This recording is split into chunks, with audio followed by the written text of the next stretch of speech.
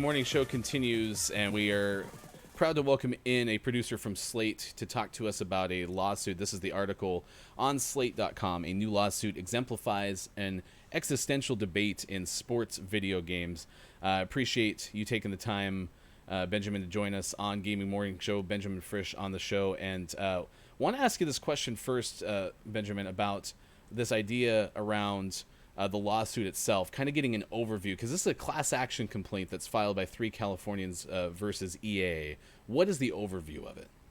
Right. So basically, it is a lawsuit alleging that EA is secretly, surreptitiously using a patent that they filed in 2016 to use AI technology in order to boost engagement in their sports franchises. Specifically in this lawsuit, it's Madden, FIFA, and NHL. Although I think online people sort of broadened out to all of the sports games, but those are the ones that are named in this complaint. And so what they're saying is basically that EA is using this technology in order to sort of modify the difficulty of multiplayer matches in order to steer players towards purchasing microtransactions, specifically player packs, by basically at important points during a match, by changing the difficulty or by like having you miss a shot, or things like that. And all of that is sort of to give players the sense that, oh, my team is not strong enough. I need to buy more players in order to get stronger, and thus sort of engage in the ultimate team economy, as it were. And you went on to clarify in the article that right now there's no evidence per se, but also that's not atypical in a class action complaint, as I read it, or according to what you had put in there. EA has denied ever implementing the technology and has called the lawsuit baseless, but in the third paragraph, there's this reference to an Activision patent. I think you said it was from 2017, and that was with the express purpose of encouraging in-game microtransactions through AI technology, as I read through this. With the EA patent, so is there another patent that EA specifically has, and what are the specifics of that patent? Well, so the EA patent is actually, like, if you just sort of look at it on its face, it's not that it doesn't seem like it should be that controversial, because what it basically is saying, I don't think microtransactions are actually ever mentioned in this patent, but it's basically like sort of an AI driven difficulty slider that would sort of look back at your past play experiences and your current play experiences and adjust the difficulty on the fly, to, quote, increase engagement, whatever that means. I think that can mean a lot of different things. And that's sort of the thrust of the patent. But people really took that specifically to mean engagement towards microtransactions, which, as I mentioned in the piece, is not totally implausible. Although I should say that, companies patent things all the time that they never plan on using. And so I don't necessarily think that we have good reason to disbelieve EA in this case is not using this technology.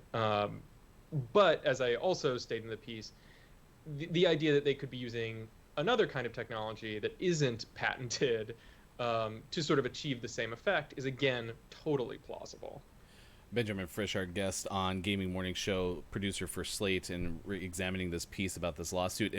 And I thought it was interesting that this involves EA, because it reminds me of that idea of, like, fool me once, shame on me, right? And there's the Battlefront scenario that you kind of laid out too, where I haven't been familiar with it. I kind of got back into the gaming scene probably within the last 18 months at best, maybe the last year. Been watching streams, right? And I've heard streamers mention this idea of, like, the pay to win is associated with Battlefront. Describe that scenario and why maybe EA doesn't necessarily have, that benefit of the doubt in this case. Yeah, so I believe this was 2017.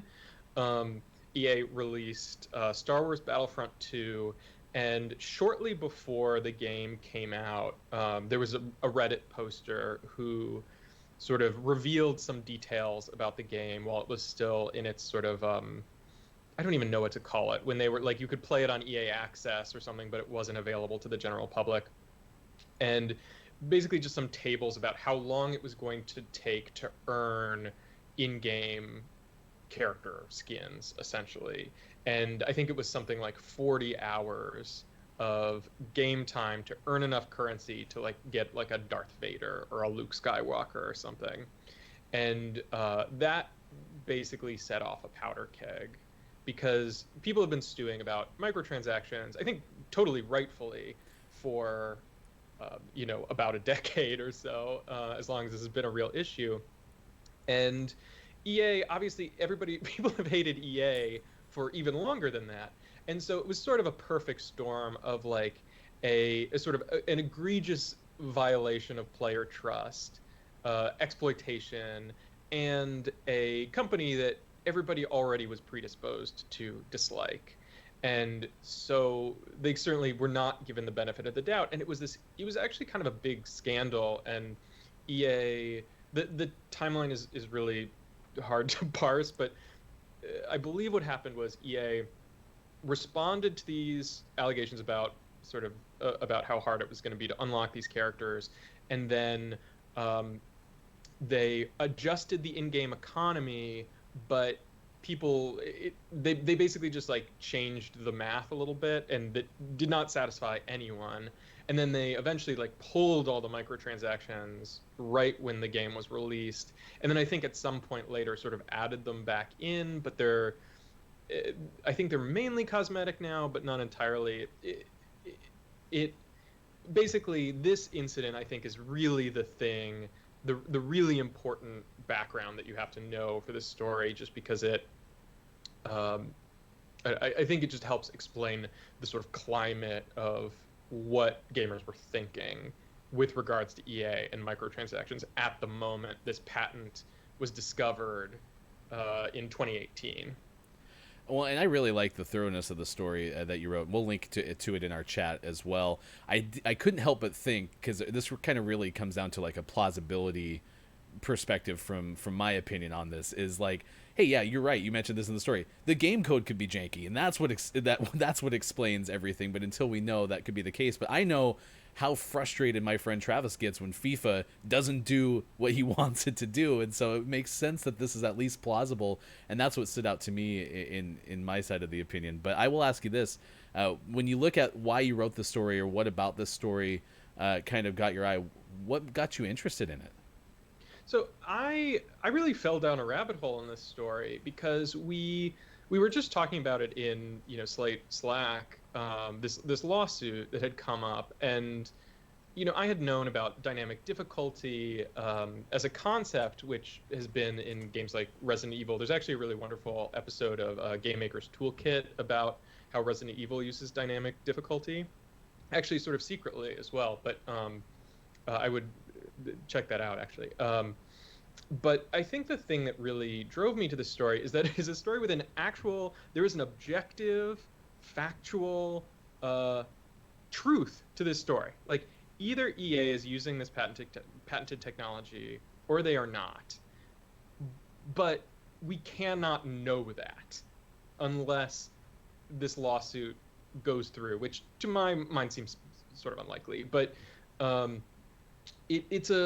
but just by having kind of patented this thing and then having it been revealed to the world, it created this, what I call an epistemic spiral, where it's basically a problem of knowledge where no one can agree about what is real in this game anymore, or in these games anymore, because I really fell down the rabbit hole when I started reading like Reddit posts about this, because you have people who believe very strongly that the dynamic difficulty patent is being used and that it's responsible for specific like game losses, while at the same time you have other people who just as vehemently think that, like, no, you're just using this as an excuse because you're a bad player.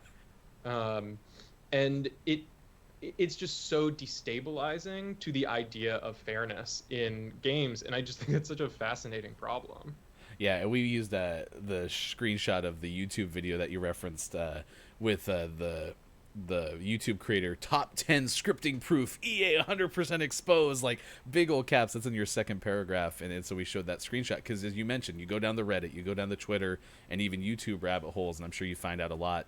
I'm curious, you much into gaming? Like, are you playing anything fun right now that's kind of Oh, keeping your attention?